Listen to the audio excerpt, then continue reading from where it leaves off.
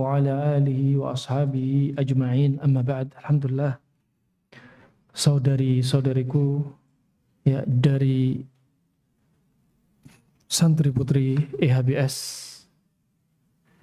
yang saya muliakan, yang Anda muliakan, tak lupa dengan pembinanya langsung Ustaz Zainal Abidin dan para asatidzah yang ada di sini di IHBS. Kami haturkan jazakumullah khairul jaza atas husnudzon Anda semua untuk memberikan kesempatan kepada kami untuk menyampaikan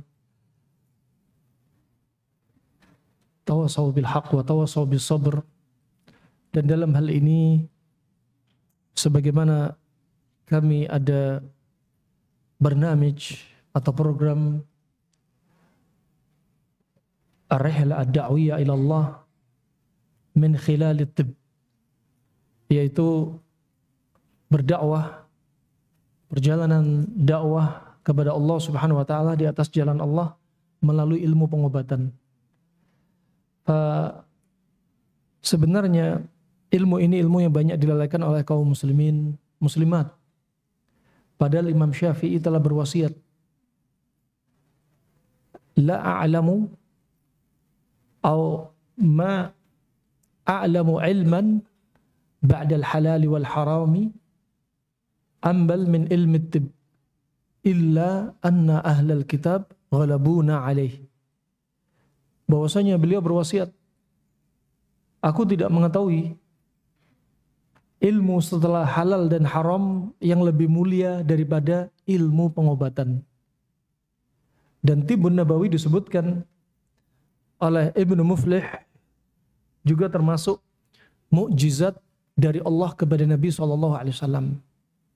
Bahkan masuk dalam konteks ayat Al-yawma akmaltu lakum dinakum wa atmamtu alaikum ni'mati wa raditu lakumul islam madinah. Tema kali ini, tema masih terkait dengan para siswi yang belajar di IHBS.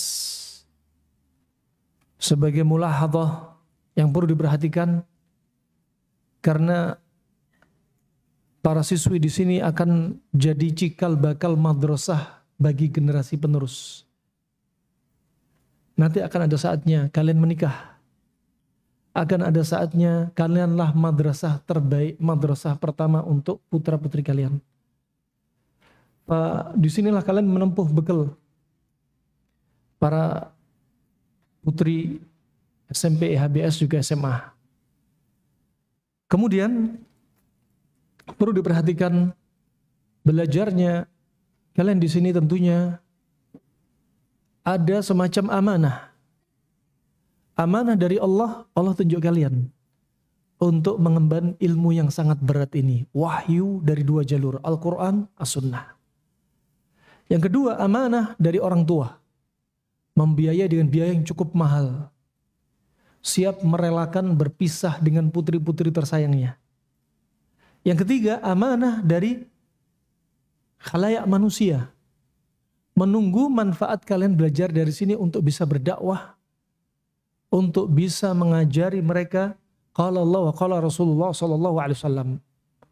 Makanya layaknya orang-orang yang belajar sunnah seperti ghuraba. Siapa mereka ghuraba?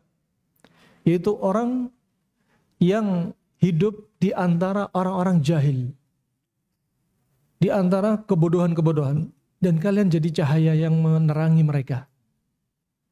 Sebagaimana athar dari Qatadah radhiyallahu an, bahwasanya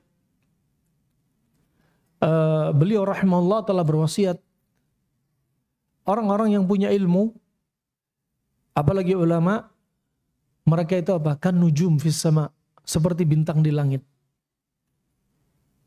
Ada yang menyebutkan, bisa menyebutkan fungsi bintang dalam surat Al-Mulk, angkat tangan. Dalam surat Al-Mulk, masih tengah-tengah halaman. Ada yang bisa nyebutin? Coba angkat tangan. Ya. Gimana? Coba yang keras. Yang keras, yang keras. Apa? Gak denger. Ada mic-nya, Abu Zaid. Coba pakai ayat-ayat, disebutkan ayatnya. Ada mic-nya, Abu Zaid? Oh, di bawah. Gimana ayatnya? Ayatnya gimana? Masih juz 29. Ya. Ayatnya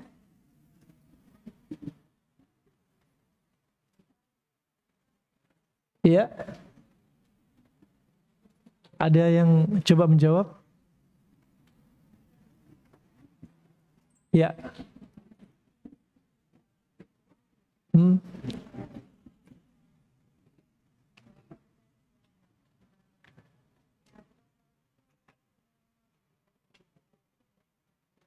Nah, cukup hasbuki.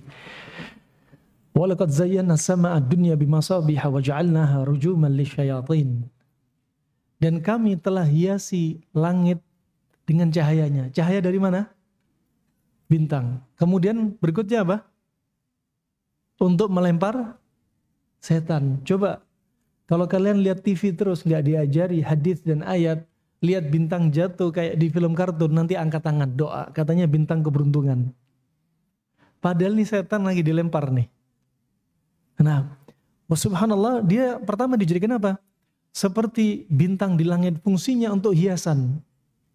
Kelap-kelipnya sangat indah. Hiasan. Demikian ketika kalian punya ilmu, berdakwah di kalangan masyarakat, kalian seperti hiasan. Ya, yang menghiasi kegelapan malam. Kemudian melempar syaitan. Kenapa? Kalian punya dalil bisa membantah syubhat-syubhat orang-orang yang menyimpang. Ya. Yang ketiga, fungsinya bintang adalah untuk memberikan petunjuk orang yang tersesat. Ketika di laut belum ada GPS, orang di masa silam nelayan melihat arah rumah mereka dari bintang. Kalau ada misalkan ada bintang layang-layang, rumah mereka ada di arah di bawahnya, mereka mengikuti arah bintang. Demikian ya fungsi kalian layaknya bintang dan ditunggu oleh umat, ditunggu oleh orang tua kalian. Maka jangan khianati 3 amanah ini. Pak menuntut ilmu sekali lagi amanah yang berat. Ya. Amanah yang berat ini sebenarnya adalah kemuliaan dari Allah Subhanahu wa taala. Dan kemuliaan dari Allah dipilih kepada hamba-hamba yang Allah kehendaki. Wallahu yakhluqu ma yasha'u wa yakhtar. Allah yang mencipta, Allah yang memilih. Dan kalian di sini termasuk yang dipilih oleh Allah Subhanahu wa taala untuk mengemban ilmu ini. Mungkin ada di antara santriwati yang mereka sampai detik ini masih merasa menuntut ilmu karena dipaksa orang tua. Hilangkan semua ini. Menuntut ilmu jangan hanya jadikan kewajiban, bukan. Tapi menuntut ilmu jadikan kelezatan. Kun kasamak fil bahr wa anti tatlub bil ilm. Jadilah kalian seperti apa? Ikan di lautan ketika menuntut ilmu. Gak pengen cepat lulus. Pengennya tetap menghafal Al-Quran, murojaah, menghafal hadis, dapat ilmu, dapat faedah. Gak pengen cepat selesai. Nah, terus haus akan ilmu. Judul kali ini sebagai muqaddimah biar semangat. Ilmu satu ini akan kita bahas, ilmu yang jarang dikupas oleh para ulama, juga oleh para da'i. Padahal ilmu ini sangat penting. Imam Syafi'i juga jago dalam ilmu kedokteran. Imam Syafi'i jago dalam ilmu memanah. Imam Syafi'i jago dalam ilmu nasab. Sampai nasab bukan dari sisi bapak, dari sisi ibu. Saking pintarnya Imam Syafi'i. Tapi Imam Syafi'i waktu itu dinasihati agar tidak mengedepankan ilmu kedokteran. Didahulukan ilmu agama. Kenapa? Karena umat sangat butuh pada waktu itu. Rahimani wa rahimakumullah wa rahimakumullah jami'an. Kebugaran bagi para santriwati ini sangat dibutuhkan. Ya, kebugaran ini bukan hanya dari fisik. Kebugaran juga perlu dari hati. Banyak santriwati fisiknya Masya Allah, badannya Masya Allah, angkat beban, ya, lari-lari, Nah, olahraganya Masya Allah, makanannya sehat, tapi hatinya nggak sehat. Ya, dikit-dikit hasad sama temennya. Hati-hati, ini sering terjadi. Hasad sama temennya yang mungkin lebih cantik, terjadi. Ya, hasad sama temennya yang mungkin posturnya lebih tinggi. Wah, ini terjadi di kalangan para santriwati. Hasad ini akan menyebabkan dia terjerumus pada penyakit. Pertama, sebelum kita masuk detail pentingnya kita belajar ini, apalagi santriwati, nanti akan kita tanya, siapa yang headnya nggak teratur? Siapa yang headnya nyeri? Akan ditanya. Siapa yang nggak head bertahun-tahun, kemudian timbul benjolan? Ini dibahas. Nah, Pak santriwati kalau kita lihat, ya, kalian di sini mungkin aktivitas jam 3 sudah bangun, sholat malam, ya, ngafal Al-Quran, ada yang sahur, kemudian ngafal hadis, masih ngafal maklumat, masih mendengarkan ustadznya, mencatatnya, bertahan matanya untuk tidak ngantuk, ya, dan seterusnya. Perjuangan berat. Kita akan kupas satu demi satu. Kenapa ada orang yang hafalannya lemah? Kenapa hafalannya lemot? Kenapa yang pemahamannya kuat ketika mendengar ustadznya berbicara, ustadzahnya berbicara? Kenapa dia yang satunya nggak paham-paham? Ya, Pak, ini terkait dengan apa? Sekali lagi, kebugaran dipengaruhi imma dari makanan, imma dari pola istirahat, imma dari psikis, imma dari gerakan olahraga. Ya, Pak, ini semua saling apa? Saling menopang. Belum lagi ada faktor dari luar seperti musim pandemi yang telah berlalu dan lain sebagainya. Nah, pertama sebelum kita masuk materi, sabda Nabi SAW dari Abu Hurairah radhiyallahu an, dari Jabir bin Abdullah riwayat Imam Muslim, al-mu'min al-qawi khairun ilallah min al-mu'min al-dha'if wa fi kullin khair. Bahwasanya mukmin yang kuat itu paling baik dan paling dicinta di sisi Allah daripada mukmin yang lemah. Lemah di sini aslinya lemah iman. Tapi untuk menjadikan iman kita kuat perlu fisik. Perlu fisik. Ya, makanya Allah berfirman, "Wa'iddu lahum mastata'tum min quwwatin wa min ribatil khayli turhibuna bihi aduwallahi wa aduwakum." Ya. Allah memerintahkan kepada kita untuk apa? Menyiapkan apa yang kita mampu dari kekuatan kita. Ya. Kuat iman, kuat fisik itu penting. Jihad, gimana bisa jihad kalau dia kena stroke? Ya. Gimana dia bisa jihad? Dia kena asam urat, kolesterol tinggi. Kakinya nggak bisa ditekuk, lari susah. Nah, ini butuh pengorbanan, juga butuh kesehatan. Kalian ingin misalkan hafalannya kuat, tapi otaknya dingin, hafalannya lemah. Ya, kalian ingin misalkan kuat dan konsentrasi ketika mendengarkan ustadznya berbicara, tapi kurang istirahat, kebanyakan minum air, ini akan berdampak. Pas sepertinya metode yang akan kita sampaikan lebih baik lagi kalau kita nanti pakai papan tulis. Ya. Ini hadis ini cukup sebagai bahan tadabbur karena waktu sangat sempit dan singkat, ana ringkas. Untuk masalah al-adillah, ana anggap ya para santriwati, ya putri-putri SMP, SMA, HBS insya Allah sudah pada banyak tahu dalilnya. Kemudian contoh juga wanita-wanita dari sahabiyah. Mereka juga demikian, mereka juga menjaga kesehatan mereka. Ya. Seperti contohnya Ummu Atiyah al-Ansariyah.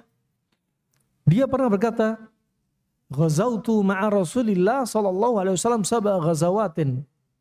Ya. Kata dia, aku pernah berperang bersama Rasulullah 7 kali peperangan. Ini wanita sahabiyah.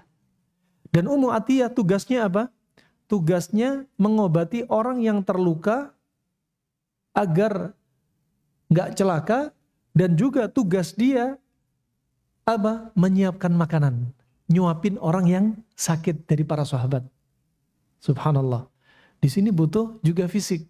Nggak mungkin Ummu Atiyah ya lemah, kemudian dia masuk dalam andil dia bersama Nabi SAW. Begitu pula di antaranya kalau kita perhatikan kisah-kisah yang lainnya seperti Rufaidah. Rufaidah dikenal dengan perawatnya dari kalangan sahabiyah yang merawat orang-orang yang sakit. Ya. Juga ada Syifa. Syifa waktu itu ditunjuk di zamannya Umar bin Khattab, ya, untuk dia memimpin menegakkan al-amr bil ma'ruf wa nahyu anil munkar di pasar. Perdagangan yang curang, ya, langsung dicegat sama dia. Ini semua menunjukkan ketaatan kepada Allah Subhanahu wa taala juga membutuhkan fisik. Juga Ummu Salamah, ya, juga Aisyah termasuk sahabiat dari istri Nabi SAW yang menghafalkan hadis Nabi lebih dari 1000 hadis. Ya. Dan untuk menjadikan hafalan kuat ada sebabnya. Di antaranya kalau kita banyak makan, banyak tidur, hafalannya akan lemah. Tidur antara asar dan maghrib, hafalannya lemah. Nah, juga Ummu Salamah, dia sering meriwayatkan dari Nabi SAW tentang hadis dan tafsir. Dan dia sering memurojaahnya. Nah, ini menunjukkan bahwasanya perannya wanita sangat penting dari perjuangan-perjuangan Islam. Banyak sekali kisah panjang, apalagi sampai detik ini, zamannya putri-putri EHBS ini untuk menyiapkan dirinya, ya, untuk apa? Ketika terjun ke masyarakat. Saatnya ilmu yang ditempuh, yang dulunya bilang, alhamdulillah, dulu ketika saya belajar, satu kata pun gak ada yang saya tinggal, titik koma semua saya catat. Sebagaimana wasiat Abu Hatim Ar-Razi, idza katabta faqammish, wa idza hadathta fafattish. Kalau kalian mencatat semua, catat semua, benar salah, hadisnya sahih, hadisnya palsu, catat semua. Kalau mau berdakwah, baru diteliti. Mana yang layak disampaikan, mana yang gak layak disampaikan. Ketika nanti sudah terjun, ketika menjadi seorang istri, menjadi seorang ibu, menjadi da'iyah di antara lingkungannya, saat itu ngerasa, ya Allah, kenapa dulu Al-Quran gak aku mungkinkan? Ya Allah, kenapa dulu ilmu fikih, ilmu waris dulu gak aku mungkinkan? Jangan sampai jadi wanita yang menyesal. Sekarang kita bahas tentang kebugaran terutama kaum wanita. Ya. Ada mic-nya? Mic-nya ada? Ada mic-nya? Gak ada? Baik, kalau gak ada gak apa. Kita runut aja dari perkara-perkara yang ada pada kaum wanita. Misalkan kita buka nanti jadi materi dialog juga. Sebagai materi untuk menstimulasi kalian semua, kita lihat. Wanita Allah cipta nggak seperti laki-laki. Ya, Allah cipta wanita nggak seperti laki-laki. Semua identik dengan hikmah. Karena Allah sang Khalik, Allah mencipta kalian, Allah tahu siapa kalian. Kalian punya rahim, laki-laki nggak ada. Ya, walaupun seandainya dia seorang waria, dioperasi seperti wanita, tetap nggak bisa nyamain wanita ciptaan Allah Subhanahu Wa Taala. Nah, kemudian Allah Subhanahu Wa Taala dengan hikmahnya, dengan bijaksananya, dengan sifat rahmah, rahimnya, Allah Asy-Syafi juga, ya, Allah juga menjadikan asalnya wanita ini juga dalam keadaan sehat al-afiyah. Ya, sehat al-afiyah. Coba sekarang kita kupas terkait kebugaran wanita. Ya, pertama, wanita, ya, dan laki Allah ciptakan beda. Allah Subhanahu wa taala berfirman, laqad khalaqnal insana fi ahsani taqwim. Allah telah ciptakan manusia dengan sesempurna-sempurna ciptaan. Ada yang menafsirkan sempurna dari sisi apa? Anatomi dan fisiologi. Kenapa Allah ciptakan rahim pada wanita? permisi, kenapa Allah ciptakan farj pada wanita nggak sama seperti laki-laki? Kenapa Allah ciptakan lambung seperti itu? Kenapa Allah ciptakan hormon pada wanita nggak seperti hormon pada laki-laki? Kenapa Allah ciptakan benjolan pada wanita? Ada benjolan yang normal, ada yang abnormal. Yang normal memang ada pada wanita. Yang abnormal seperti tiroid, tumor, kanker, contohnya miom, kanker payudara, kanker serviks, dan ini terjadi pada wanita. Sekarang pertanyaan untuk santriwati. Jenis kelamin apa yang paling sering kena kanker dan tumor? Siapa? Wanita. Kenapa wanita? Satu, dari sisi fisik, hobi makannya. Nah. Dan kemudian wanita, tabiatnya seringnya di dalam rumah. Allah berfirman, waqarna fi buyutikun. Kaum wanita hendaknya mereka tinggal di dalam rumah. Itu aslinya mereka nggak boleh sering keluar rumah, di dalam rumah. Tapi ayat ini bukan berarti mengajak kaum wanita untuk sering sakit. Di dalam rumah tetap jaga kesehatan. Jadi wanita Masya Allah dimanjakan sama bapak ibunya. Kalau sudah liburan nggak mau ngepel, nggak mau nyuci piring, makan, tidur. Ini kesempatan balas dendam nih, di pondok capek, saatnya sekarang di rumah nih. Ya udah makan ya, semua makanan masuk. Tak heran gara-gara makanan ini akan menyebabkan sumbatan-sumbatan di tubuh dan timbullah benjolan.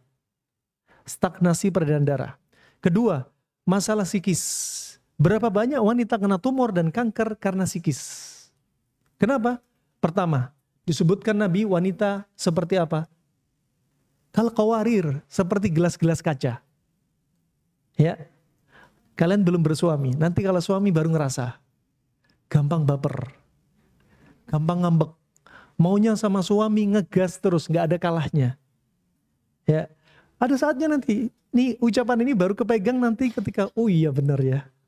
Nah, dan masalah psikis ini kalau diikutin akan menyebabkan apa? Sumbatan-sumbatan juga. Darah sifatnya panas lembab. Ketika punya masalah psikis sifatnya panas. Panas lembab masih mengalami panas karena psikisnya. Akhirnya apa yang terjadi? Panas, kering. Darahnya kental, pekat, hitam, nyumbat. Saat itulah terjadi stagnasi, tersumbatnya peredaran darah, akhirnya sel-sel kelebihan nutrisi darah, timbullah tumor. Ya, timbullah tumor, kalau mengganas jadilah kanker. Bisa difahami? Nah, kemudian ini tabiatnya, wanita dan laki tak sama. Makanya wanita kal qawarir, seperti gelas-gelas kaca. Ya, dari sini harus sadar, wanita seperti gelas-gelas kaca. Ya, kalau ada wanita dalam pembahasan ulama klasik, kalau di sini santriwati kalau ngomong ada yang agresif, suaranya menggelegar, ini biasanya tipenya panas. Kalau ngomongnya lembut, biasanya tipenya dingin. Biasanya gampang baperan juga. Nah, kita lihat dari tabiat ini dibahas dalam kitab Al-Mansuri fit Tib, karangan Ar-Razi. Ya, beliau meninggal sekitar 70 tahun sebelum Ibnu Sina lahir. Ya, beliau mengarang buku ini, disebutkan. Ya, fa ini wanita dan laki. Kemudian berikutnya terkait kebugaran wanita, kita lihat wanita tadi dari sisi organnya satu demi satu kita bahas. Contoh masalah rambut dibahas oleh Ar-Razi. Kalau ada wanita, ya katakan karena membahasnya wanita, kita bahasnya wanita. Kalau ada mereka rambutnya yang tebel, hitam, mengkilat, ini tipenya panas. Ya, kalau ada rambutnya kusam, kemerahan, tipenya dingin. Contoh saja. Ya, kemudian masih terkait rambut, lanjut kulit kepala. Kulit kepala. Di antara mungkin santriwati di sini atau para putri di sini ada yang ketumbian. Mungkin ada yang kutuan. Nah, subhanallah dibahas oleh para ulama, ya ketumbi dan kutu, obatnya di antara Ibnu Qayyim, Ibnu Muflih sebutkan pakai apa? Daun bidara, daun bidara dan buahnya. Berikutnya, lanjut, ada hadis Nabi yang terlupakan. Ya. Hadis Nabi yang terlupakan di antaranya kalau wanita ingin, misalkan ada santriwati, permisi akramakumullah, pembahasan namanya ilmu kesehatan, biasanya ada yang masalah-masalah yang sensitif dibahas, dimaklumi. Ya, innallaha la yastahi minal haq. Allah dan Rasulnya enggak malu untuk menyampaikan al-haq. Wanita kalau sudah mimpi, katakan mimpi basah, kalau mandi, sebagaimana kalian ketahui caranya mandi. Begitu pula ketika suci dari nifas. Sudah kalian ketahui. Sekarang ada yang perlu kita bahas di sini, suci dari haid. Taib, nifas sama mandi besar, mandi janabah, gak ada perbedaan. Untuk mandi suci dari haid, ini yang jadi pelajaran, faedah. Sebenarnya cukup mandi dengan air, sebagaimana mandinya dari mandi janabah dan mandi dari nifas sama. Cuma dalam riwayat Imam Bukhari, disebutkan ketika mandinya suci dari haid, kalau ini dilakukan, kata Syekh Shalih Al-Fauzan, fa ahsan wa ahsan. Mandi pakai apa? Ketika suci dari haid, mandi pakai daun bidara juga. Bukan badannya, tapi cukup kepalanya. Makanya kalau ada di antara di sini santriwati yang haid, kadang rambutnya rontok. Ya Bang, enggak? Nah, jumlah rambut kalian ada berapa? Tidak tahu. Sekitar 300.000 rambut yang ada di tubuh semua. Ya, kalau rambut satu harinya rontok sekitar 100 helai rambut, maka dikatakan dia mengalami kerontokan rambut. Kalau hanya 1-2, wajar-wajar masian. Ketika haid, wanita dalam kondisi panas apa dingin? Taunya? Tahu dari mana? Dari Sumedang. Kalau wanita haid, panas. Makanya wanita haid panas dibuang lewat bawah.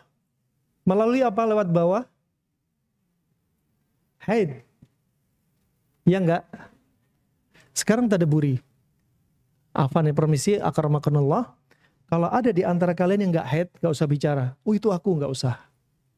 Ya. Cukup disimpan sebagai ilmu. Kalau ada di antara kalian yang enggak haid, di sini misalkan enggak haid, tidak haid, atau haid ghairu munazzam, tidak teratur. Yang ketiga, ya dysmenorrhea. Kalau ini tadi amenorrhea, ya haidnya nyeri. Ini pasti ada masalah. Allah menciptakan kalian, haid itu nggak sakit. Ya, haid aslinya nggak sakit. Kalau kalian haidnya sakit, kemudian haidnya nggak teratur, apalagi nggak haid, berarti ada ketimpangan pada tubuh kalian. Nah, santai dulu. Santai. Kemudian yang jadi masalah, kalau kalian nggak haid, potensi terjadi apa? Benjolan di tubuh. Benjolan apa? Yang abnormal tentunya. Terjadi benjolan. Coba koreksi, ada yang mengalami benjolan nggak? Ya, misalkan di payudaranya, di areola mamai, akramakumullah, di item-item, ya, dia mulai sakit, mengeras. Ternyata ada kaitannya, nggak haid. Atau haidnya nyeri. Ya, sampai kalau kasus nanti ibu-ibu banyak didapati, tumor kanker dan sebagainya. Nah, kemudian kalau dari atas, apa yang terjadi? Kalau ini dari bawah, keluar lewat darah haid. Kalau dari atas, di balik kepala, panas. Kalau dokter menyebutkan ketika ada orang haid, ada masalah apa?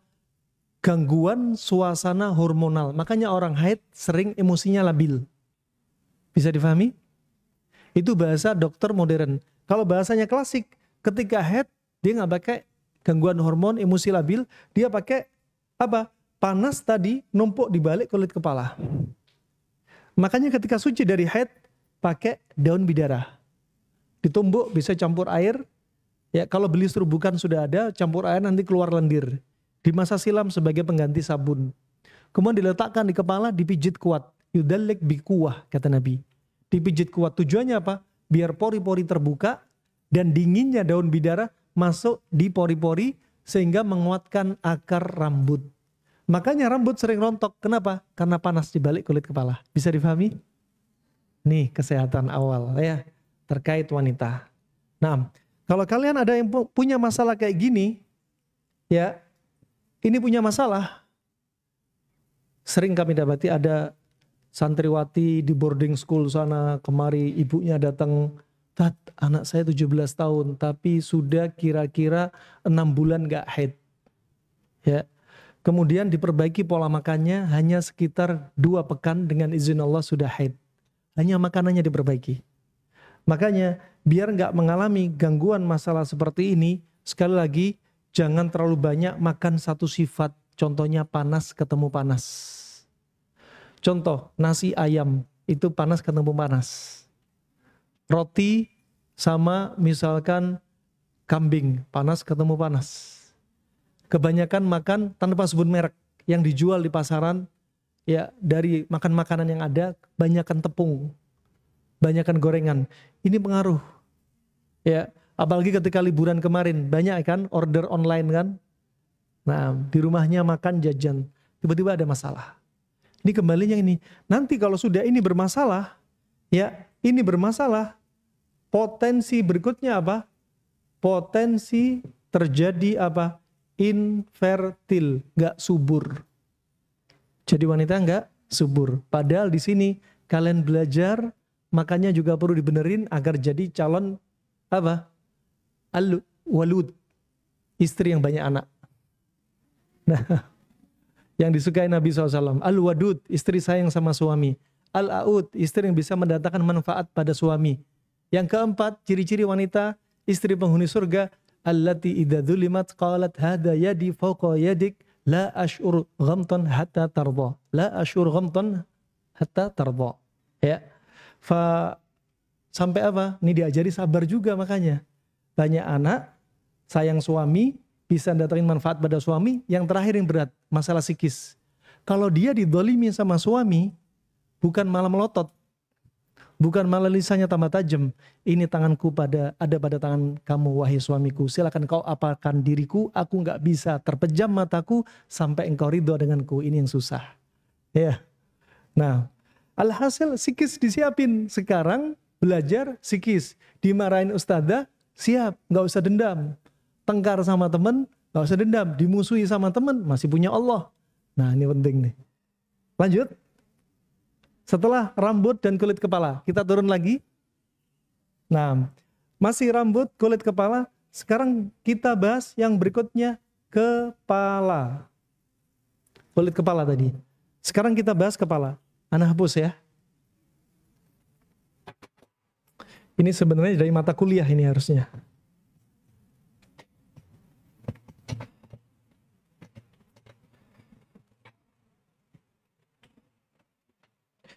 Baik, kepala dibahas oleh Al-Hafidz Ibnu Hajar, Imam Bukhari juga Ibnu Qayyim. Katakan ini kepala kita.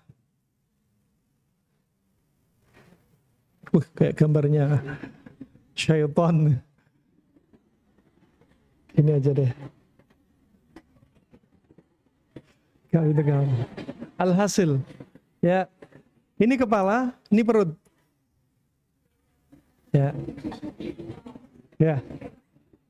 Nah, ini disebutkan sumber penyakit itu apa? Al-bidayah wan nihayah. Al-bidayah di mulut, an-nihayah permisi dari dubur. Mulut dan dubur itu sumbernya penyakit. Tergantung apa? Makanan yang kita makan. Makanya kalau kata Hippocrates, you are what you eat. Apa yang kau makan, dirimu seperti apa yang kau makan. Contoh, kalau kalian makannya banyak sifatnya panas, akan muncul penyakit panas. Kalau kalian makan makanan yang menimbulkan penyakit, ya akan muncul penyakit, ya, dan seterusnya. Kalau nasihat Al-Harith bin Kaldah, dia mengatakan wa kanatil ma'idatu ra'sudda, dan adalah perut sarangnya penyakit. Wal himyatu ra'sud dawa, dan menjaga pola makan adalah inti dari obat penyakit. Kemudian wasiat terakhir, wa'awwidu al-jism ma'tad, dan kembalikan tubuh pada kondisi asalnya. Kondisi asalnya apa? Sehat al-afiyah. Kenapa sakit? Gara-gara perut kita. Nanti akan diminta tanggung jawab di yaumul qiyamah. Akan ditanya, alam nusihha laka jismak? Bukankah telah kujadikan tubuh kalian tubuh yang sehat? Diminta tanggung jawab. Tsumma latus'alunna yauma idzin 'anin na'im. Nanti akan ditanya tentang kenikmatan, termasuk nikmat sehat. Wah, ini kepala. Kepala kita, lihat apa yang kita makan. Kalau kita makan seperti seringnya satu kombinasi, katakan panas ketemu panas, dingin ketemu dingin. Ya. Makanya kalau makan ada panas ada dingin. Contoh, kalau makan nasi cocoknya sama ikan. Nasi panas, ikan dingin. Kalau makan ayam, ayam ini panas. Cari pendinginnya. Cukup sayuran. Timun, labu siam, labu kuning, sayur salad. Simple. Ya, ini obat. Subhanallah, dari kasus orang haid yang haidnya nggak normal sampai kanker, dengan izin Allah sembuh melalui pola makan yang berpasang-pasangan. Di antaranya kami ambil teori dari siapa? Aisyah radhiyallahu anha ketika badannya kurus. Aisyah katakan usia 9 tahun, kelas 3 SD. Menikah dengan Nabi, badannya kurus. Dan dibuatkan oleh ibunya adonan biar apa? Biar badannya jadi gemuk ideal. Resepnya semua resep ibunya ternyata nggak manjur. Nggak lama kemudian Aisyah menjadi gemuk ideal. Dari kurus naik ke ideal. Ini ideal. Ya. Aisyah radhiyallahu anha kurus, naik ke ideal. Ada yang gemuk juga bisa turun ke ideal. Dengan cara apa? Ini ada panas, ada dingin. Waktu itu Aisyah sering konsumsi makanan yang sering Nabi makan. Seringnya apa? Kurma rutop dengan timun Arab. Ini panas, ini dingin. Ini rahasianya. Ya, ini rahasianya di antaranya. Subhanallah, kalau kita sering kombinasi, satu kombinasinya sering kayak gini. Kedua, sebabnya apa? Makan terlalu banyak. Lanjut lagi, kemudian apa? Makan ketika di jam-jam pencernaan istirahat. Katakan makan terlalu larut malam. Katakan makan jam 8, jam 9, jam 10, jam 11. Ngemil. Ya, mentang-mentang murojaah. Ya, malam-malam jam 10 langsung pesen makanan online. Ya, misalkan pesen apa? Makanan online, katakan pesen seblak misalkan. Malam-malam. Jangan malam-malam, waktunya diistirahatkan makanan. Perut kita diistirahatkan. Kalau ini semua sering dilakukan, nanti akan timbul disebutkan di sini rih, angin. Ya, uap panas. Tergantung mau uap panas mau dingin, tergantung makanan sering dikonsumsi. Angin ini akan diserap pembuluh darah di usus, dinaikkan ke kepala. Kata Al-Hafidz Ibnu Hajar. Imam Bukhari menyebutkan babu fadli man yusra minar rih. Bab keutamaan orang kena ayan gara-gara angin. Berarti angin bisa bikin ayan, epilepsi. Imam Bukhari juga menyebutkan kenapa? Ini angin panas. Imam Bukhari juga menyebutkan di antaranya bab al-hijama minar ra's minasyaqiqa wasuda. Ternyata uap tadi juga bisa bikin migren. Syaqiqah. Bisa bikin pusing. Ini judul bikin Imam Bukhari. Adapun hadis Nabi SAW, ketika pernah ditanya orang Badu, apa itu pusing? Nabi menjawab, hadis riwayat Imam Ahmad, Imam Muslim, Imam Bukhari dalam Al-Adabul Mufrad, pusing adalah rihun. Ya, rihun ya'taridhu fir ra's fil ra's wa yadribu al-asab. Jadi pusing adalah angin, nih angin yang numpuk di kepala dan menekan saraf. Ini bahasanya pusing dari wahyu. Pusing karena makanan. Ada sih pusing karena mau ujian, ya. Pusing nggak dikirim duit sama ibunya, ya. Pusing karena ngambek, ada. Ini pusing karena apa? Makanan, uap. Kemudian Ibnu Qayyim menambahkan dalam Zadul Ma'ad fi Hadi Khairil Ibad bahwasanya angin juga bisa menimbulkan diantaranya al-liqwah wal falij. Apa? Stroke. Juga apa? Bel palsi, muka merot. Coba. Kemudian kata Al-Hafidz Ibnu Hajar dalam Fathul Bari dalam Babur Ramad, uap tadi kalau didorong ke mata akan sering sakit mata. Gampang sakit mata. Subuh-subuh bangun, kok banyak air ya, dikucek terus. Ini diantaranya kelembapan. Kemudian kalau didorong ke hidung sering pilek. Apalagi yang sering makan larut malam. Bangun sholat subuh, mau sholat subuh, sebelum masuk kamar mandi, sudah bersin terus. Ini diantara sebabnya. Kalau didorong ke anak lidah, ufulah, timbul suara ngorok. Ada yang ngorok?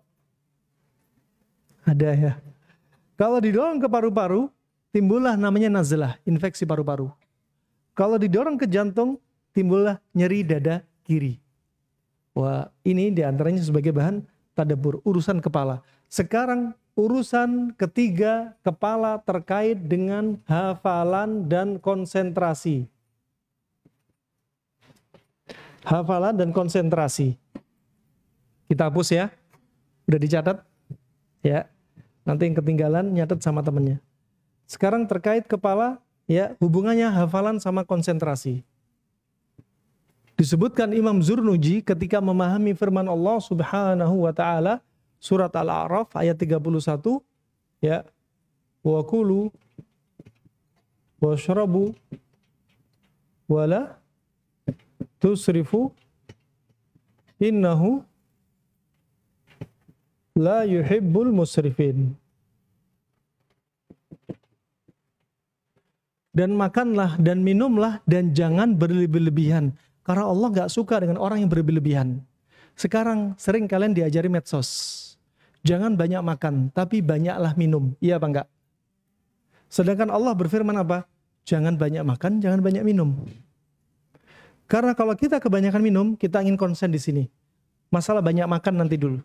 Masalah banyak minum, ternyata ada saatnya air jadi obat, ada saatnya air jadi penyakit. Ada saatnya air jadi kebutuhan normal kita. Sekarang kalau minum kita terlalu banyak, ya, minumnya terlalu banyak, ternyata berdampak, kata Zurnuji, berdampak juga kepada ini, otak. Efeknya diantaranya apa? Dalam kitabnya Ta'lim Muta'allim, akan jadi orang yang malas, mager, gerak malas, ya, sholat juga malas-malesan, malas. Kemudian apa? Hafalan lemah, tarkiz wal hifdz juga apa? Diantaranya konsentrasi juga lemah. Juga berlanjut, syahwat juga lemah, ikut kemana-mana. Kenapa? Karena kebanyakan air. Air sifatnya apa? Dingin. Rasanya hambar. Dingin kalau menguasai diri kita, akhirnya ginjal pun ikut dingin. Karena ginjal dingin, jadilah orang pemalas. Apinya jadi redup. Ya, pencernaan lemah. Ya, ini diantara dampaknya. Bisa dipahami? Baik. Berikutnya, setelah kita bahas kepala, sudah masuk dalam pembahasan hidung, juga masuk dalam pembahasan paru-paru dan jantung. Sekarang kita masuk pembahasan terkait kaum wanita, terkait dengan apa? Urusan rahim wanita. Rahim wanita bisa bermacam-macam. Panas, dingin, lembab, kering. Dari mana ini? Dari makanan. Plus psikis. Kalau ada wanita yang rahimnya panas, ciri-cirinya apa? Darah haidnya hitam, pekat, kental. Ini ciri-cirinya rahim panas. Kalau kalian ada yang kayak gini berarti rahim kalian panas. Kenapa panas? Bisa psikis, bisa makanan. Kemudian dingin. Ciri-ciri dingin, darahnya kental, hitam, dan cuma sedikit. Kalau tadi banyak, di sini banyak. Baik. Sekarang lembab. Ciri-ciri rahim lembab, akramakumullah, permisi, apa? Farjnya sering keputihan.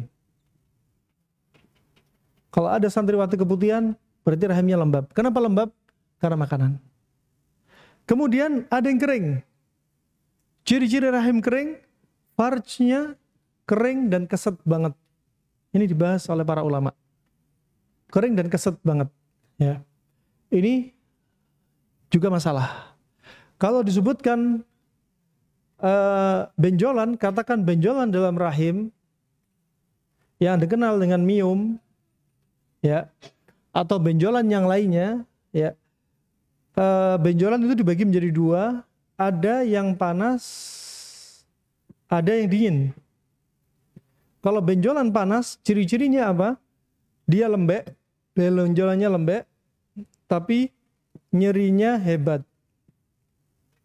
Kalau benjolan dingin, dia keras, ya, tapi nyerinya nggak sehebat benjolan panas. Coba. Makanya yang masuk ke dalam mulut kalian harus diperhatikan. Ya, berdampak kemana-mana coba. Berdampak kesuburan, hafalan, berdampak semangatnya menuntut ilmu, berdampak mager apa nggak mager, ya. Nah, tapi berikutnya, sekarang mungkin ada santriwati di sini seperti kasusnya tadi, ada kasus Aisyah, ada santriwati yang kurus, ada yang gemuk. Dia pengen berat badan ideal. Gimana caranya? Ini cara makannya. Ya, cara makannya. Dulu sekitar 2013 anak mengalami obesitas. Pakai pola makan ini dalam 1 pekan turun 8,2 kilo.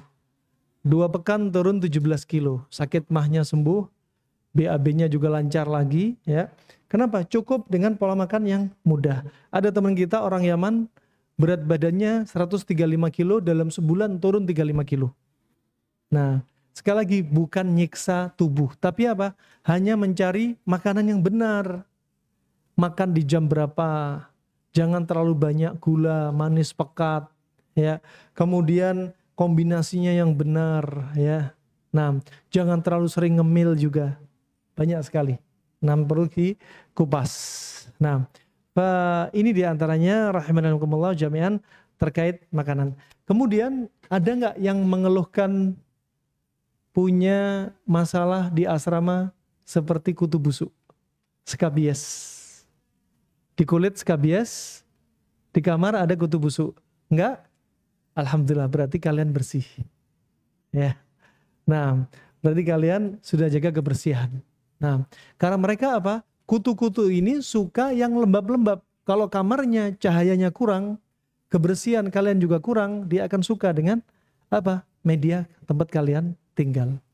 Pak, sepertinya itu saja pertemuan singkat kita. Ya. Selanjutnya kita masuk sesi tanya jawab. Sebelum masuk sesi tanya jawab, ini ada door prize dari kami. Karangan buku kami namanya La Tai'as Syifa'uka Qarib. Jangan putus asa, kesembuhan Anda sudah dekat. Ya, Pak, pertanyaan yang bisa jawab pertanyaan insya Allah langsung dapat buku insya Allah, ya. Pertanyaan pertama, angkat tangan dulu. Nah, pertanyaan pertama, siapa yang angkat tangan dulu? Pertanyaannya menyusul. Ya.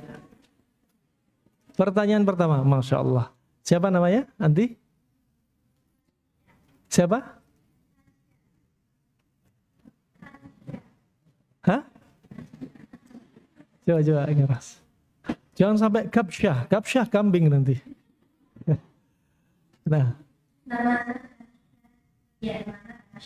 Khansa. Nah, keliru kapsyah. Nah. Makanya kalau kita perhatikan ya, bahasa Indonesia itu identik dengan bahasa Arab. Bahkan disebutkan Sahihul Qamus, penerjemah kamus 80% bahasa Indonesia diserap dari bahasa Arab. Tahu artinya sate?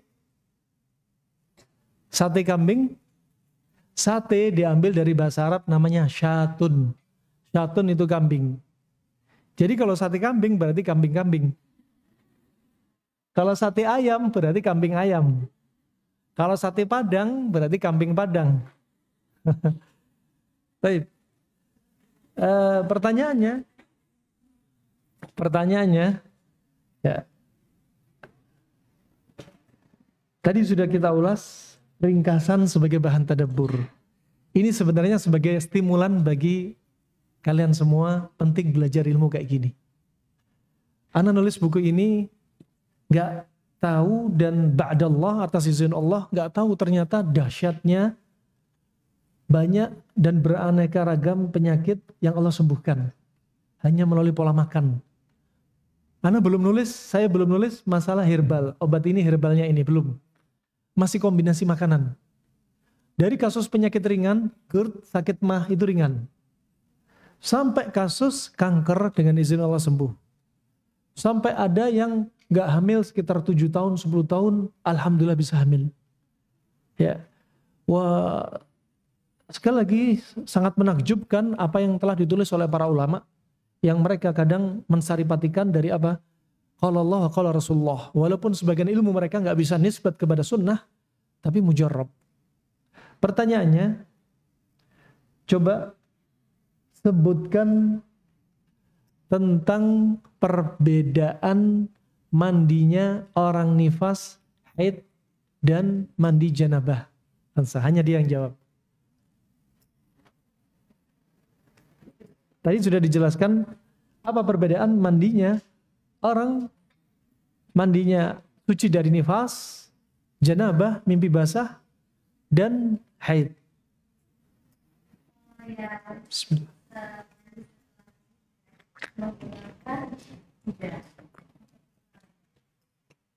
Bidara diapain? Terus dipijit dengan kuat. Kalau pada nifas dan mandi janabah ada enggak? Khusus pada? Masya Allah.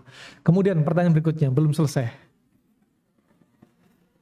Ketika wanita haid, sifatnya panas apa dingin? Memanas.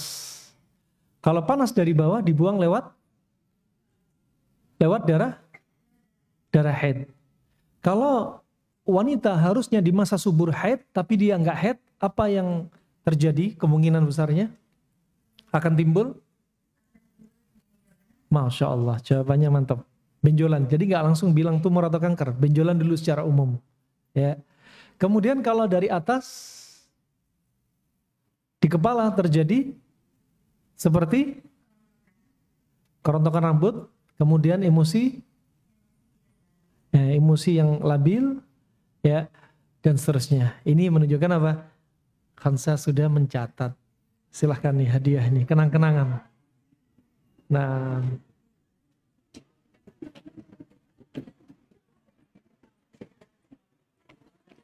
nanti targetnya kalian semua kalau bisa apa? Harus berdakwah, ima dakwah melalui lisan, ima tulisan. Ya. Apaan saya semoga berkah ya. Nah, alhamdulillah buku ini sudah laku sekitar hampir 13.000 eksemplar. Ya, dijual manual, nggak lewat toko-toko yang lain, jual manual, alhamdulillah dengan izin Allah, dan banyak orang sudah merasakan. Ya, wah, kita hanya mengharap apa? Pahala jariah saja. Pahala jariah. Kenapa? Sebentar lagi kiamat udah dekat ya. Makanya ketika kita ditanya, kalau kita ditanya manil kayyis, siapa orang yang cerdas? Orang yang cerdas bukan orang yang IP-nya tinggi, nilainya tinggi, ranking 1. Orang cerdas, orang yang tahu bagaimana caranya masuk surga dan kekal di dalamnya, itu baru cerdas. Ya, nggak mikir aku nanti mau dapat suami yang bisnismen. Jadi aku di rumah santai. Ya. Punya anak sekolahnya harus yang punya nama. Nah, nggak harus, bukan itu. Nah, pertanyaan berikutnya, siapa yang angkat tangan? Masya Allah, Masya Allah. Dengan siapa?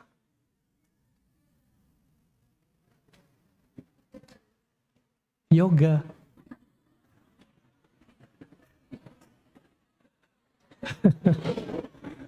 Seperti di Yaman, kalau namanya Huda, di Yaman itu namanya wanita, di sini namanya laki-laki. Di Yaman Ilham itu namanya wanita, ada Dokter Ilham, dokter Ilham, dokter perempuan. Di sini Ilham namanya laki-laki. Nah, ya, siapa? Firza atau Filza? Filza. Apa artinya Filza? Belahan jiwa. Masya Allah, Masya Allah. Belahan jiwa dari bapak ibunya, ya. Masya Allah, menunjukkan bapak ibunya sayang banget nih. Pertanyaannya, tadi sudah kita sebutkan juga terkait dengan konsep makanan. Ya, konsep makanan. Kalau kita sebutkan ayat surat Al-A'raf ayat 31, coba jabarkan dari surat Al-A'raf ayat 31 untuk membantah teori-teori yang nyebar di medsos. Ya, bahwasanya kita jangan banyak makan tapi banyaklah minum. Coba jelaskan Filza. Yang ini bukan yang makanan, jangan makan dan minum berlebihan. Iya. Surat apa tadi? Bunyinya gimana? Masih ada di papan tulis. Kalau artinya benar cuma ini aja, apa namanya? Ya, silahkan artinya dah. Dan makanan dan yang murah dan jangan berlebihan. Terus jelaskan bahwa Filza akan jadi seorang da'iyah. Dengan ayat ini mau diapakan ayat ini? Wa kulu wa syarabu wa la tusrifu innahu la yuhibbul musrifin. Saya mau mentafsirkan, saya mau menjabarkan ayat ini. Kemudian saya mau menyebutkan hikmah di balik ayat ini. Kemudian dengan ayat ini menunjukkan rahman dan rahimnya Allah Subhanahu wa taala adalah 1 2 3 4 5, silakan. Ya. Jadi kalau makan terlalu banyak itu dapat menimbulkan efek di artinya seperti yang kita bilang sebelumnya, kayak kalau misalnya makan terlalu banyak bisa jadi gemuk gitu. Padahal kalau misalnya diatur lagi kalau makannya bisa menjadi berat badan yang ideal. Lalu kalau minum terlalu banyak itu juga berbeda karena akhirnya ada di otak, terus kita juga bisa jadi mager, bisa juga berpengaruh kepada hafalan kita yang bisa jadi lemah. Lalu konsentrasi kita juga dapat menjadi lemah dan yang siapa juga bisa jadi lemah. Masya Allah. Karena ada itu dingin. Masya Allah. Dan rasanya ada. Jadi kalau misalnya kita terlalu banyak minum, ginjalnya bisa dingin. Masya Lalu Allah. apinya kayak apinya redup gitu. Pencernaannya juga lemah. Allah yubarik fiki, Masya Allah. Udah cukup ya. Itu konsep. Makanya sering di buku ini pun Anda tidak menjabarkan detail, tapi hanya menyampaikan konsep. Ketika sudah pegang konsep, gak perlu menghafalkan. Ya, untuk teori seperti ini sangat simpel. Oh, ini dingin berarti akan menyebabkan diantaranya tubuh kita dingin dan seterusnya. Ya, kemudian contohnya tadi rahim. Kalau kebanyakan air, rahim kalian sebagai wanita bisa terlalu dingin, sering keputihan. Bukan hanya karena banyak makan timun saja keputihan, kebanyakan air juga keputihan. Ya, kemudian kurang gerak, akhirnya tubuhnya lembab. Ya, keputihan juga. Makanya perlu diimbangi antara makanan yang masuk dan keluar. Silakan Filza. Layak mendapat buku La Tai'as Syifa'uka Karim. Tafadhali.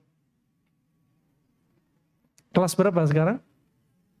Kelas 2 atau 11? Salam ke Umi dan Abinya ya, yang menjadikan belahan jiwa. Baik, afwan. Baik, mungkin ada yang perlu ditanyakan karena waktu 10 menit lagi, biar kita buka pertanyaan. Mungkin ada unek-unek karena waktu sangat sempit sekali sehingga tadi materi 1 jam hanya ini yang kita peroleh, tapi mungkin bisa meluas melalui tanya jawab. Ya, Silakan.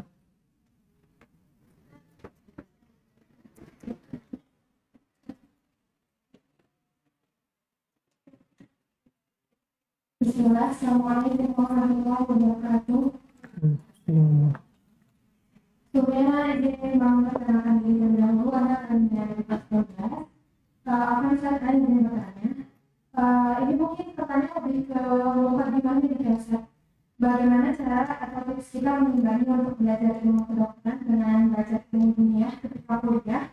Mana yang lebih kita utamakan untuk dipelajari terlebih dahulu? Terima kasih. Nah, pertanyaan bagus. Ini pertanyaan sepertinya udah mau lulus ini. Ya. Bagaimana kita mau belajar ilmu kedokteran, ya, terkait dengan perkara diniyah, ya. Pertama, sekali lagi ilmu pengobatan sangat luas, dan ilmu pengobatan termasuk ilmu duniawi, ya. Ilmu duniawi. Makanya Nabi ketika pernah ditanya tentang urusan dunia, antum a'lam bi umuri dunyakum. Kalian lebih paham dari urusan dunia kalian. Termasuk dunia ilmu pengobatan. Karena ilmu pengobatan itu apa? Yatajaddad, selalu diperbarui. Dari zaman Nabi diperbarui. Adapun pengobatan yang datang dari Nabi yang dikenal dengan tibbun nabawi, itu memang sudah wahyu, mukjizat dari Allah Subhanahu wa taala. Contoh, perhatikan. Kalau kita lihat ilmu pengobatan tibbun nabawi, rata-rata mengobati penyakit dengan cara yang simpel.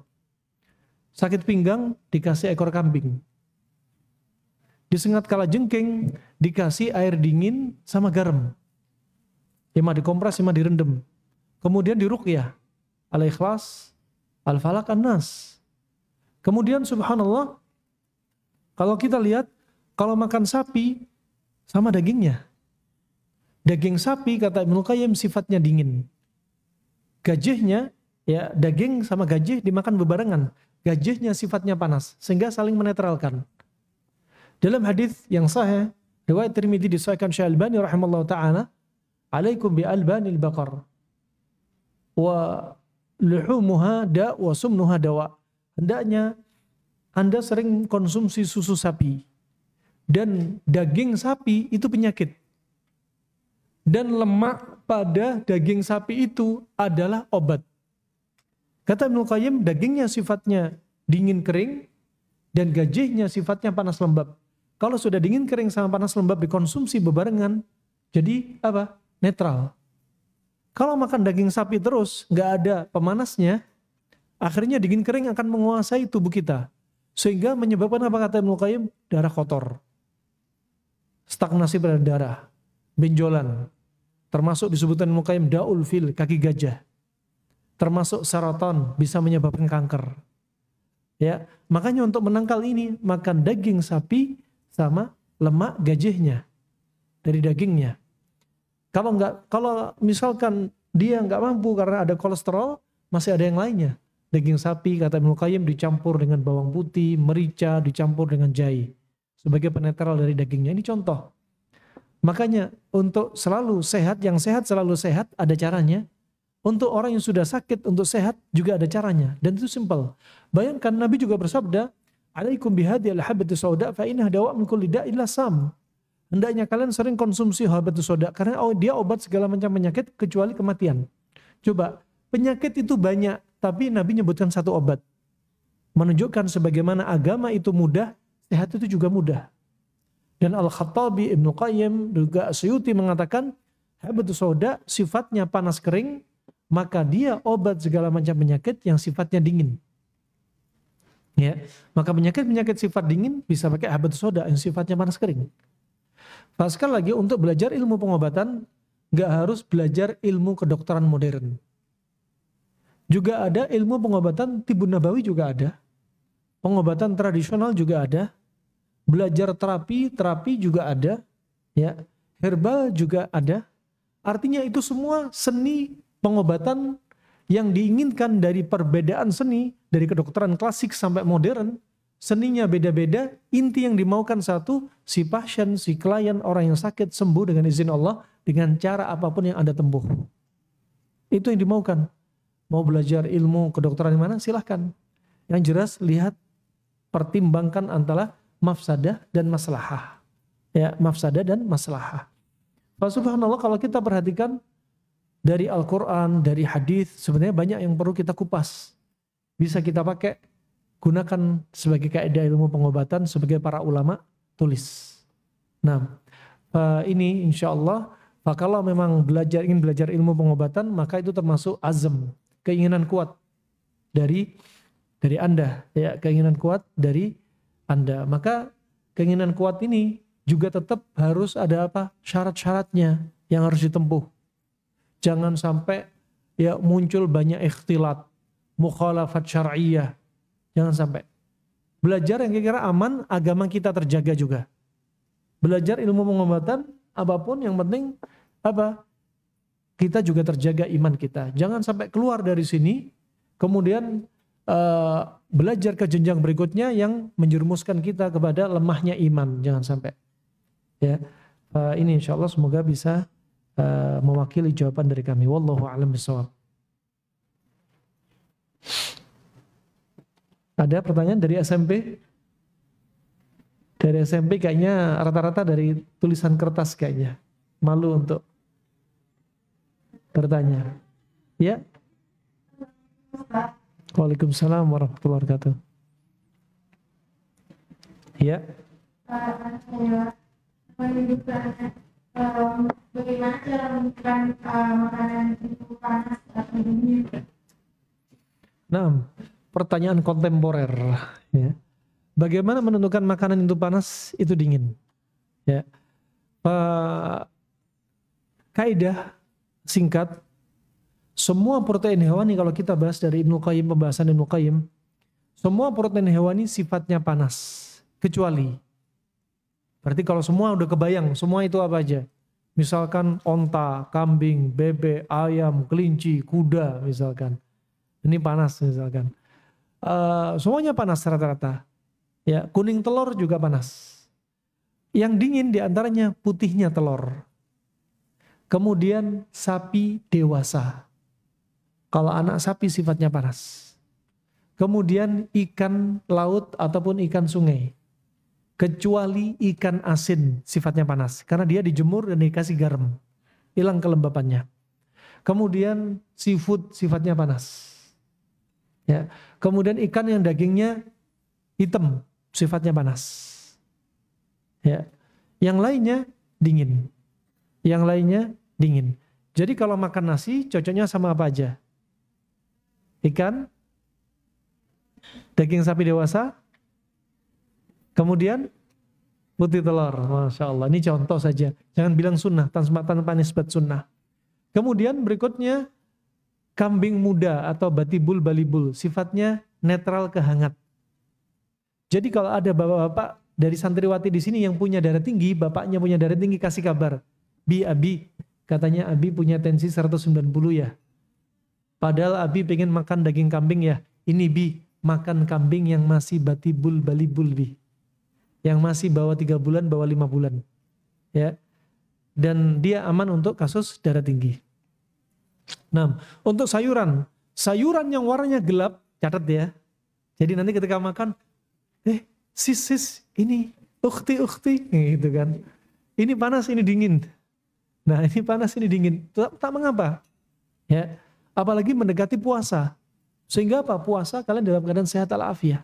Sahur pun juga kalau bisa sahurnya cari menu yang benar.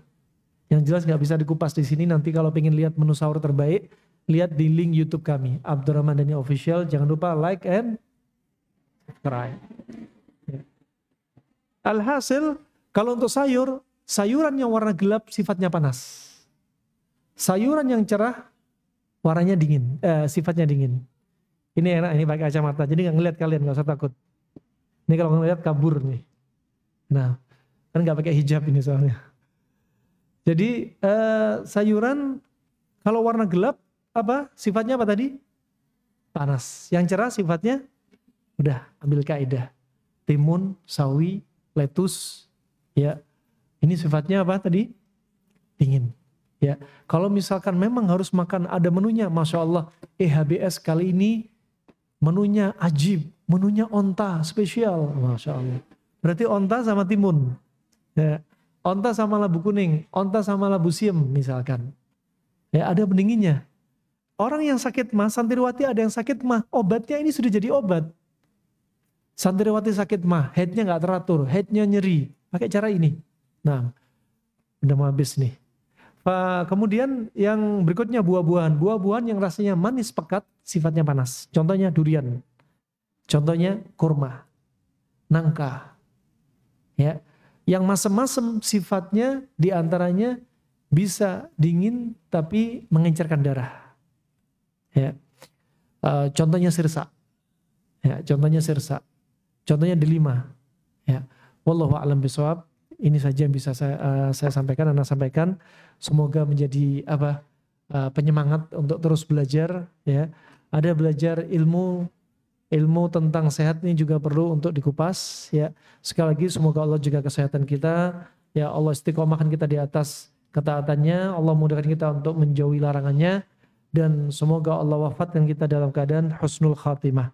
Amin ya rabbal alamin. Wabillahi taufiq wal hidayah. Subhanakallahumma bihamdika asyhadu an la ilaha illa anta astaghfiruka wa atubu ilaik. Wassalamualaikum warahmatullahi wabarakatuh.